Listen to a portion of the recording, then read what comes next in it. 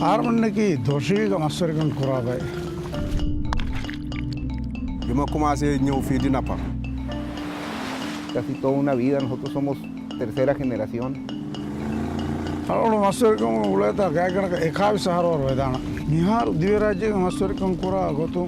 Algo ban mi masargan kura ne amugati regan. 600 embarcaciones, más o menos. Ser palacio realmente ne fofo la sol biope. Na serfa Maldivas.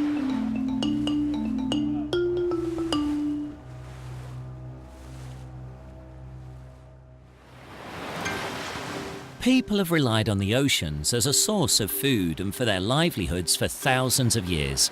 As technology has advanced, we have become capable of fishing more intensively. So looking after the oceans and the resources they provide is more important now than ever before. If the oceans are to be healthy, productive and full of fish in the future, we have to fish sustainably. Sustainable fishing reduces environmental impacts, leaves more fish in the sea and harms fewer marine animals. Sustainable fisheries have good management practices. The Marine Stewardship Council standard allows fisheries to show that they are well managed and that they fish in a sustainable way.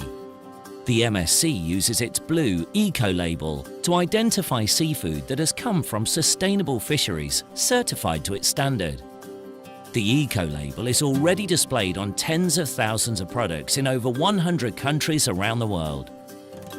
Consumers who want to play their part in maintaining and improving the health of the oceans can look for and choose seafood with a distinctive blue MSC eco-label. The MSC standard is open to all fisheries that would like to be recognised as sustainable. To be certified as sustainable, a fishery must be able to meet all three principles of the MSC standard.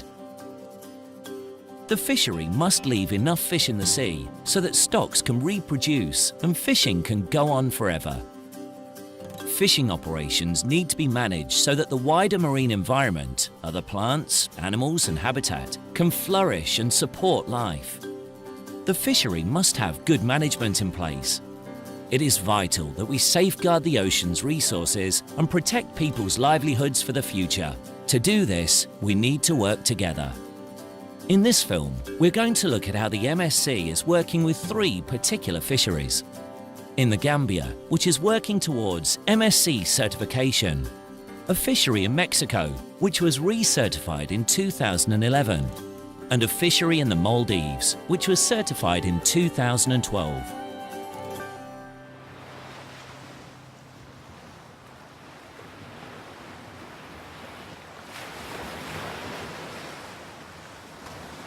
An organization here called GAMFIDA, the Gambia Artisanal Fisheries Development Agency, expressed interest that the MSC comes here and look at what we are doing here to get some of our fishery certified.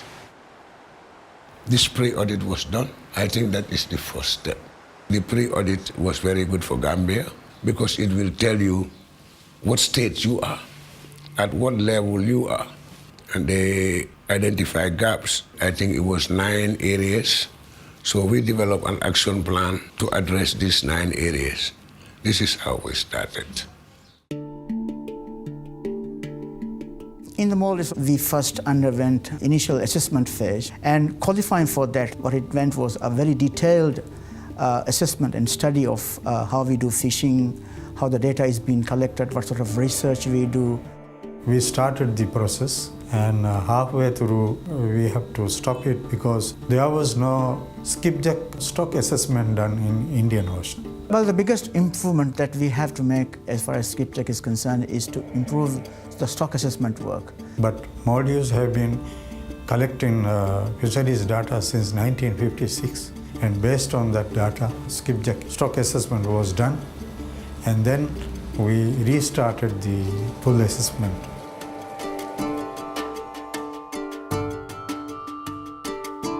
The case of the lobster fishery here in Mexico, the region that is certified by the MSC has been with a lot of control because of the fishing cooperatives are very well organized, which is really important when you want to really develop a sustainable fishery. Es muy importante la participación tanto de los productores como los comercializadores, debido a que todos los intereses confluyen o concuerdan en el momento en que se vea la conservación como un negocio. You have several ways of doing fisheries, from artisanal fisheries all the way through really heavy industrial fisheries.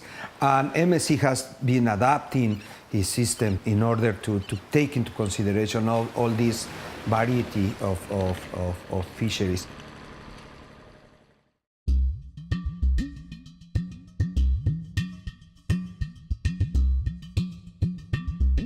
Our biggest challenge was trying to meet the cost of certification.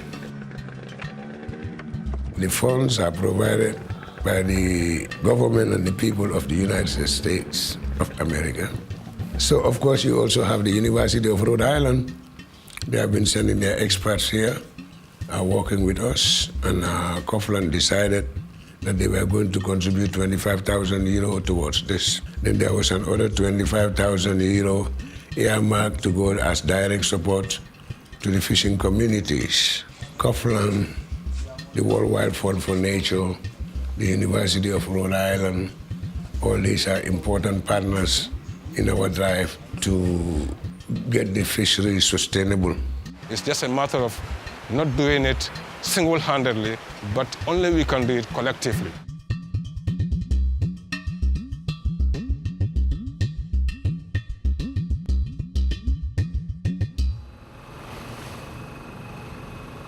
The government was very keen to take the Maldives pole and line fishery for a global recognition, and hence the government supported the whole coast. The government and the private sector, the fishing industry, have worked together along the way in terms of the technical support that is required, in terms of providing the data, and in terms of the commitment that need to be given to ensure that MSC certification is continued on. During the first certification, as far as I know, the government was interested to have a fishery certified. The government has supported this process by providing the scientific information through the research program along the west coast of the Baja California.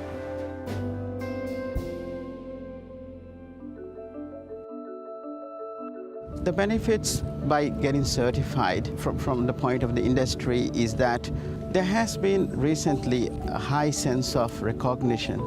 People are interested, buyers are interested. There is the scope for a higher value to be obtained for the Maldivian fish product. This means that the benefit gets transferred to the local fishermen. algon mara aslu fa kura khame algon mustaqbal ham baagi warab badu faida ta qurana khame ko gabul kura algon men ei Europe government to algon men mas market kura ebe blo echi bedon kura ferum algon men barak courier libera gabul kura ham. We have been getting a premium which we have been passing on to the fishermen and their health education is being taken care of. Entonces, pues ha habido ahí beneficios muy interesantes ahí, o sea, por ejemplo, antes nosotros suministrábamos lo que era luz, agua, los servicios básicos. Después del proceso de certificación, esta distinción internacional les da un poder de negociación y de gestión ante las autoridades mexicanas, atendiendo las demandas que por muchos años se habían hecho por este tipo de servicios básicos. La verdad que está muy claro que es muy diferente ahorita a como era antes. All this biological, social, economic are all contained in the environment. So any injustice you do on any of those areas, you are really directly affecting the environment. Along the coast, we have identified this area for breeding ground of different fishes coming here during seasonal breeding periods. We call them spar buoys. Are there as indicators for people to know that from where the buoy ends to the onshore is a no-go zone. There's an area closure beginning from May to October each year to conserve and get this stock regeneration. To achieve the sustainability in the lobster population is very important because it guarantees the long-term catch for the fishermen. Ahí lo único que pasa es que hay que regresarla con mucho cuidado al mar, ¿no? Es una langosta que pues está llena de huevecillos y que hay que cuidarla mucho porque eso pues, nos va a generar. Es parte o de ahí donde nace el tema de la sustentabilidad, pues hay que cuidar esa parte para tener un buen futuro, o sea, ahí no hay de otra. ¿Qué pasa? Se regresa al mar.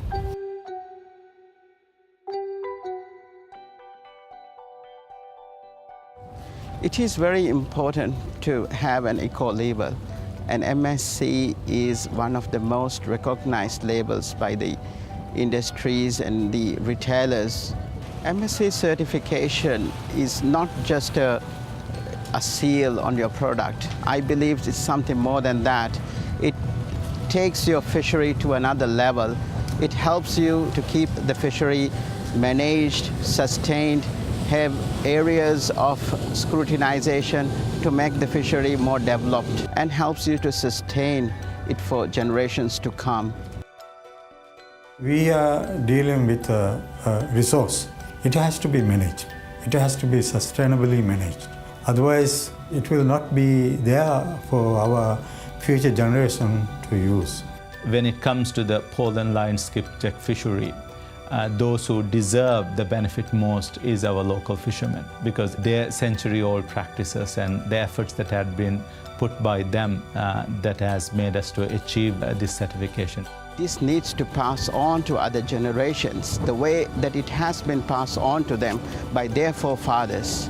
Sustainable fisheries is our responsibility. We have to care for it, for the future.